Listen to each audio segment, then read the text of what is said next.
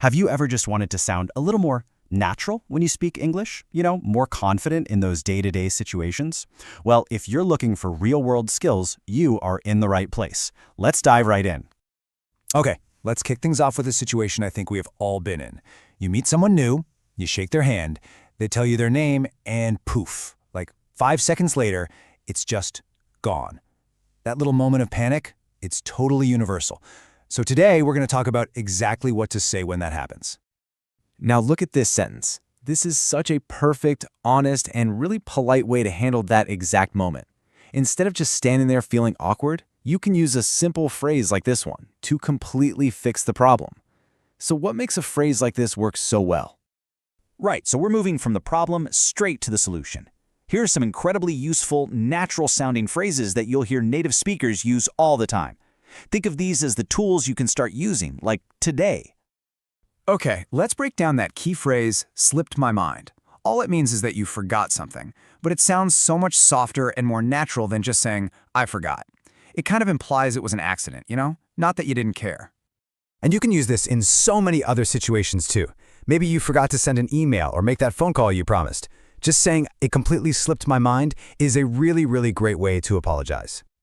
Here is another fantastic phrase for those moments. You can say, you're terrible with something.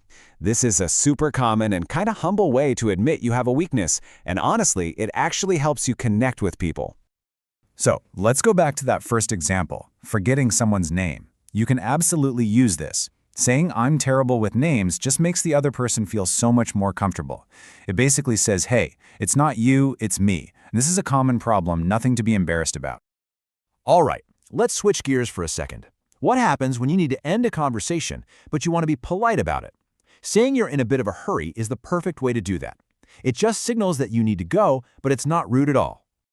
This one is so clear, so polite, and you'll hear it all the time. In the office, on the street, over the phone. It's really an essential little tool for managing your time and your conversations. Now let's talk about greetings. A lot of learners say, how are you? Or how are you doing? And hey, those are perfectly fine. But if you want to sound a little more casual, a bit more natural, how's it going is a fantastic choice. This is exactly what you'd say to a friend or a colleague you know pretty well. It just immediately makes the conversation feel more relaxed and friendly. Seriously, try using it next time you see someone you know. Okay, so we've learned a few really useful phrases for specific situations. But what about the bigger picture? What about building real long-term fluency? For that, we need to talk about a simple but really powerful daily habit. Just think about it for a second. When we struggle to speak, it's often because we're trying to do two things at once. We're searching for the right words, and we're searching for ideas. So the key is to practice speaking about a topic where you already have all the ideas.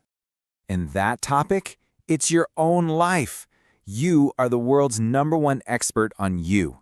You don't need to research it, you don't need to study for it, you just live it every single day. This is your secret weapon for building fluency.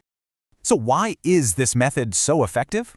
Well, you're talking about real stuff that happens every day, which means you're practicing the exact vocabulary you actually need. You stop translating in your head and you start to actually think in English. And maybe the best part of all, it's a totally low-stress way to build real confidence.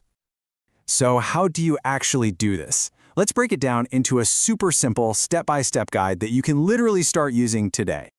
That's it. It's really that simple. Just break your day into 3 parts. And don't worry about using complicated grammar or fancy vocabulary. The only goal here is to speak using simple, clear sentences. So for your morning, you could say something simple like, I usually wake up at 7, I brush my teeth and wash my face. See? It's not complex at all. It's just describing what you do. You could talk about what you had for breakfast, when you left the house, whatever. Then you just move on to the afternoon. Maybe you say, after lunch, I check my emails. You can talk about your job, your classes, what you do at home. Again, the sentences are short, they're clear. This is how you build a really strong foundation. And finally, your evening. You could say something like, I cook dinner or watch TV. You can describe making your meal, reading a book, talking to your family. And just like that, you've practiced speaking about your entire day using real, useful English. So, here's the most important point. Becoming fluent isn't about learning 1,000 new words overnight. It's about building a habit of speaking, even if it's just a little bit, every single day. Honestly, if you remember just one thing, let it be this. Every single fluent speaker started with just one sentence. Your goal isn't to be perfect. Your goal is just to communicate. Don't let the fear of making mistakes stop you from speaking. Just start. And that brings us to the end. I'm going to leave you with this one question. But don't just think about it. I want you to say it out loud, right now. Tell yourself, in simple English, one thing you did today. That's your first step. Now just keep going.